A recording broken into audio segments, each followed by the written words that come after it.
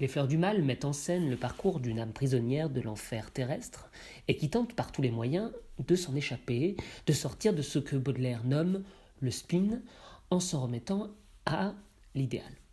Cette aspiration vers une réalité supérieure et enchantée qui échapperait au règne de l'ennui se clôt avec la dernière section du recueil dont fait partie La mort des pauvres, la mort.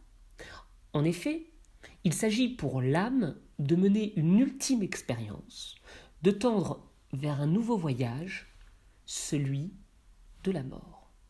Mais ce qui pourrait sonner comme une tragédie s'avère chez le poète un accomplissement.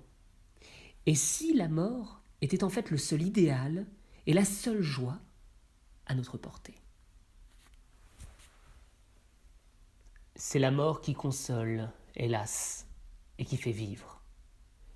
C'est le but de la vie, et c'est le seul espoir qui, comme un élixir, nous monte et nous enivre, et nous donne le cœur de marcher jusqu'au soir.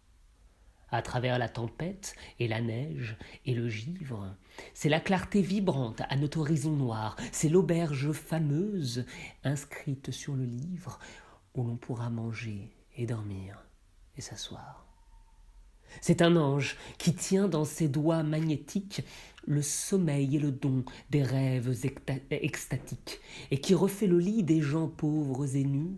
C'est la gloire des dieux, c'est le grenier mystique, c'est la bourse du pauvre et sa patrie antique, c'est le portique ouvert sur les cieux inconnus. Le sonnet s'ouvre sur un constat de sagesse. La mort est le but de chaque vie. C'est ce vers quoi nous allons tous, et donc paradoxalement, ce qui donne un sens de façon littérale à notre existence.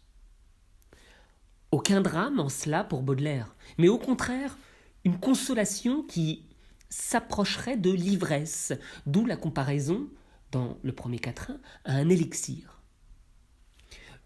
La deuxième strophe développe une nouvelle allégorie, chère à Baudelaire, celle de la météo, qui apparaît déjà dans L'Ennemi, le poème numéro 10, ou dans la série des poèmes intitulée Spleen. La vie, à l'horizon noir, est traversée d'intempéries, si bien que la mort apparaît comme un rayon de soleil, un abri, une auberge où l'on pourra, dit-il, manger et dormir et s'asseoir, donc, paradoxalement, vivre. L'inversion devient totale dans les tercets puisque la mort devient une œuvre positive, orchestrée par un dieu ou un ange. En effet, pour les pauvres que nous sommes tous, elle est la seule richesse qui nous reste. Ainsi donc la mort ne termine rien, mais elle l'ouvre vers le mystère. C'est la bourse du pauvre et sa patrie antique, c'est le portique ouvert sur les cieux inconnus. Et en fait, la mort est ce qui permet de trouver, pour le poète, du nouveau. Ainsi, il faut en revenir aux deux derniers vers des Fleurs du Mal, qui marquent la fin, ou plutôt le début d'un parcours. Puisqu'il s'agit pour lui de plonger au fond du gouffre, enfer ou ciel qu'importe, au fond de l'inconnu, pour trouver du nouveau.